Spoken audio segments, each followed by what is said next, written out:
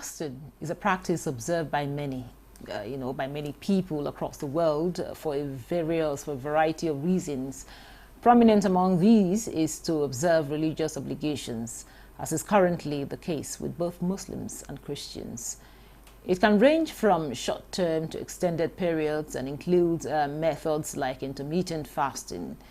But have you ever wondered what effects fasting can have on mental health and well-being? Well, studies have suggested that fasting has many benefits on mental health, such as reduced stress, improved mood, enhanced mental clarity, and better self-control and emotion management. On the other hand, some studies indicate possible negative impacts like increased irritability and anxiety, difficulty in concentration, fatigue, and mood swings. On the program today, we shall explore the various impacts of fasting on mental health and how adverse consequences can be mitigated and how one's mental faculties can be sustained during this age-long practice. Thanks for joining us on Nigeria Today. I am Eucharia Clinton.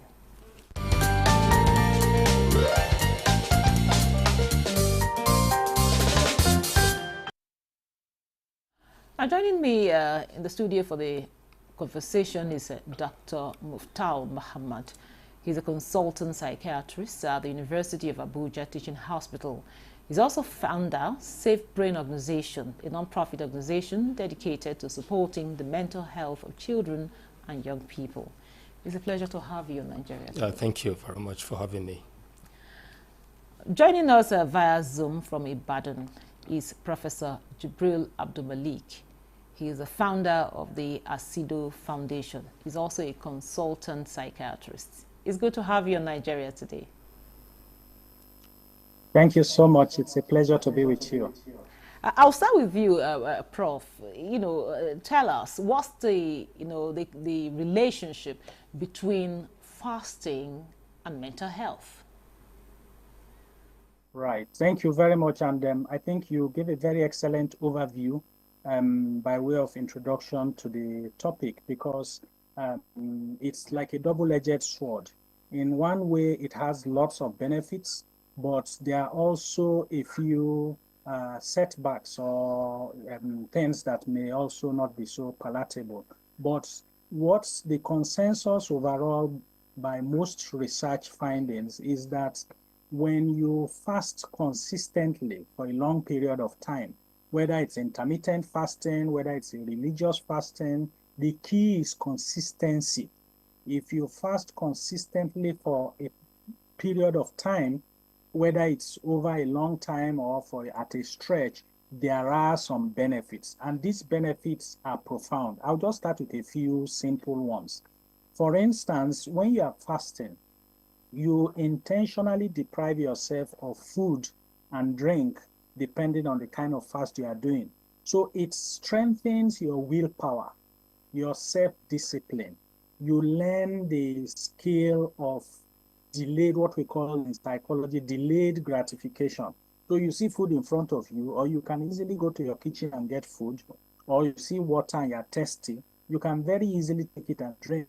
Because you're committed to waiting until a certain period of time before you take the food, you train yourself in self-discipline. You train yourself to delay instant gratification, because the problem with instant gratification is that some people have a problem of willpower.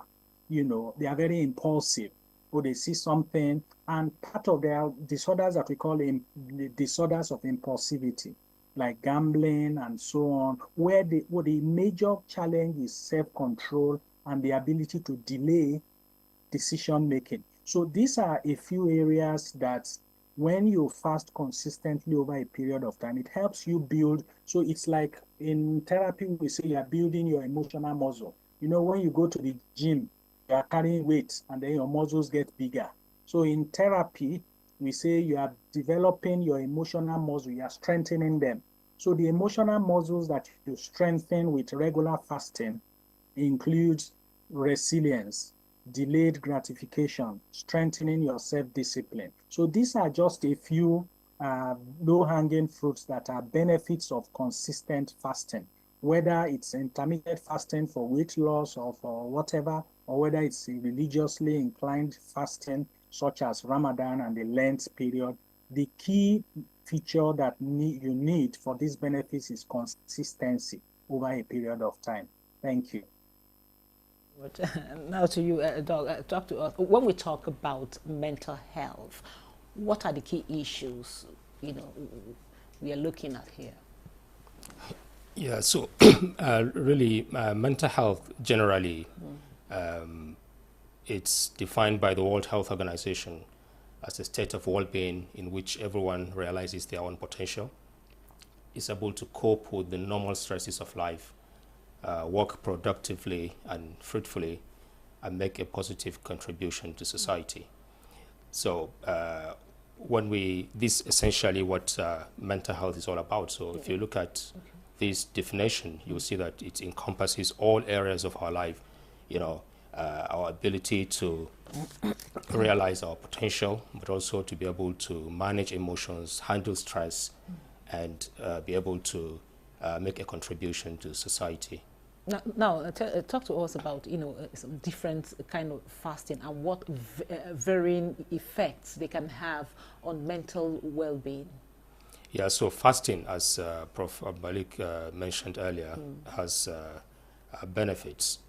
One of the benefits of fasting, for example, if you take the current fasting, the Ramadan fast, fasting, which is, Ramadan fasting is one of the major pillars of Islam, a critical, an important, one of the major pillars of Islam. So meaning a large number of people, Muslims, all Muslims that are able will be fasting during this time. So one of the things is self-restraint, really, the ability to be able to avoid eating and drinking and other worldly desires, for example, to be able to restrain from these from dawn to sunset. So if you are able to do this, that really shows some level of restraint and your ability to hold back of certain behaviors. And that can really be applied to other situations like substance abuse, people that are addicted to substances. If you are able to do this for a month period, that shows your self-efficacy, your ability to do it, and that can be applied after Ramadan to other situations, addictive behaviors, for example, gambling, substance abuse, and a range of other addictive behaviors, including internet addiction. Okay. Now, back to you, Prof. We are talking about the Lenten period and, of course, the Ramadan that is on right now. Quite a lot of Christians, Muslims want to take part in this, practice. Now, are there situations, talking about the mental health now, are there situations that can, make one not to, or you would advise that one should not, engage in this activity, even though they would love to? Right. No, absolutely. Absolutely. Now, your ability to participate in the fast presupposes that you are in a state of good health, baseline. So if you are unwell physically or you are unwell mentally and you are receiving treatment, you are recuperating, you are not strong enough to fast, then it is absolutely on medical grounds you are exempted, even if it is like a religious duty. For instance, for the Muslim Ramadan fast, there are people who are exempted. If you are sick or you are traveling, you are exempted. You have a get out of jail card. So, but even outside of that, medically as professionals, if you are ill, you are diabetic, you are hypertensive, you are critically ill, you are struggling to get all of that under control, or you have a mental illness that requires you to be on treatment and medications and all of that, you are not fit to fast, then by all means, you will have a medical exemption from partaking in the fast. So I think that it's very important to say, it's just like someone who wants to go to the gym.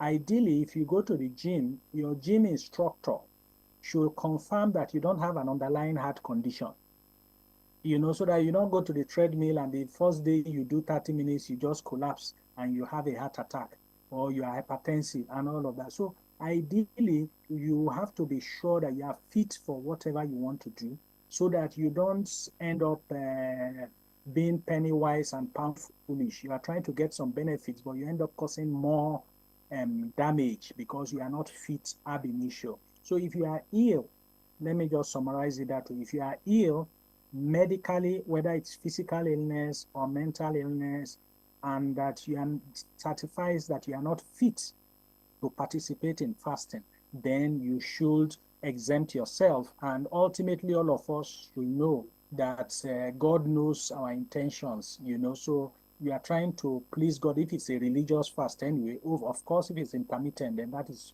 under your control, which is a willful life choice, or lifestyle choice, then that is definitely under your control. But by no means should you compulsorily insist on fasting when you are against medical advice, when your doctors encourage you not to do so for medical reasons. Please listen to your doctor. Thank you. Now, Dr. Muftawi, when we talk about mental health, people readily think about, somebody that has a, like somebody that is mad. Let me just say it that way. Yeah. Now, talking about the fasting, I know Dr. Prof said that earlier on, what are some of the benefits of fasting on mental health? Yeah, so we can find a lot of benefits. One is what I said earlier about the ability to self-restrain for an extended period of time. That self-discipline and self-restraint can really be applied, beyond Ramadan to apply it to other issues like addictive behaviors and so on. But also, one of the things, especially if I give an example with the Ramadan fast, it's a period where people give, it's a period of giving, and trying to include people to provide for the less privileged in the society. And that act of giving, there is research evidence suggesting that giving, improves an individual's mental health. It improves the individual, the people who receive these gifts or receive the feeding, for example, in Ramadan. The less or socioeconomically disadvantaged people will have their mental health improved, because we do know that one of the factors that increase the risk of an individual to have a mental health problem is poverty. So scarcity is a significant risk for mental ill health, and if people are given what to eat, for example, another means of livelihood, that can have an impact on improving their mental health and well-being.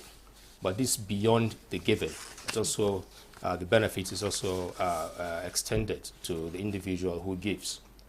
That feeling of satisfaction of having given someone and having supported someone also has been shown to improve the mental health of the individual.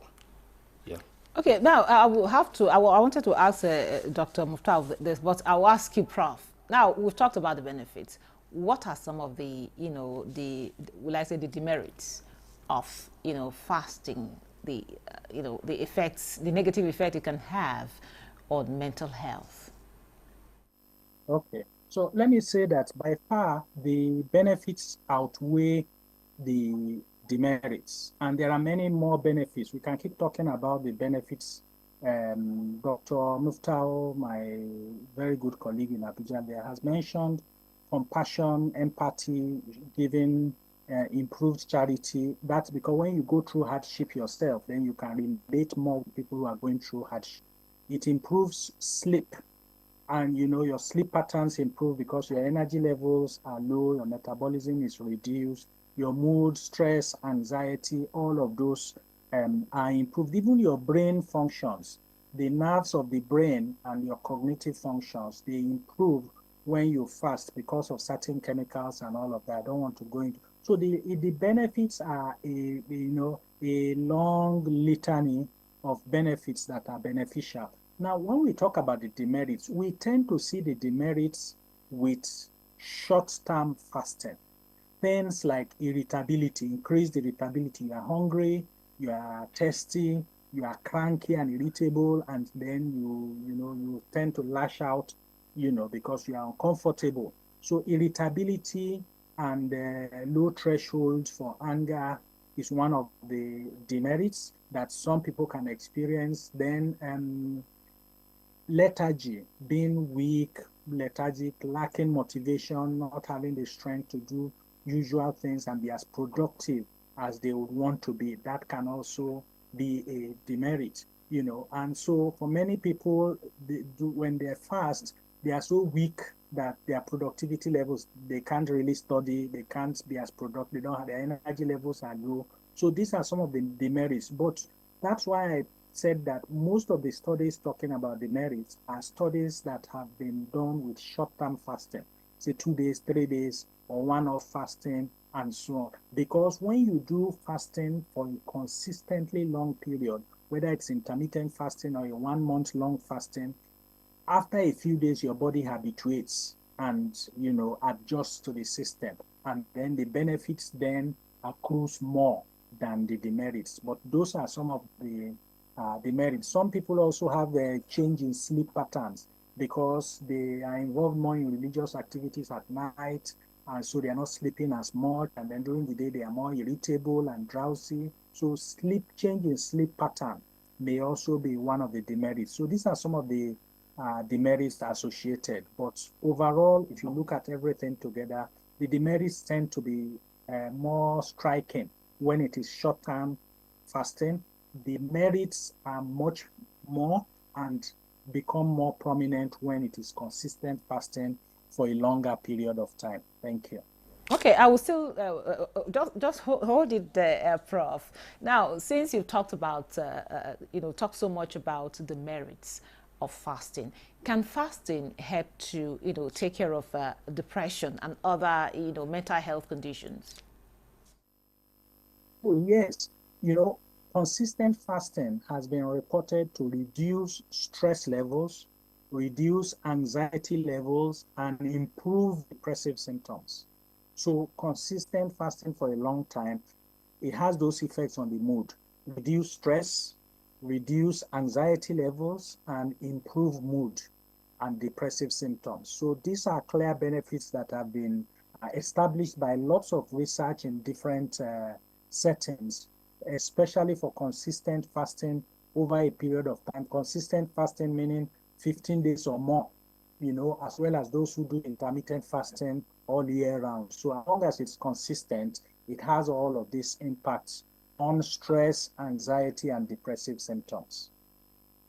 Okay, now back to you, Dr. Muftau. What role does fasting play in, in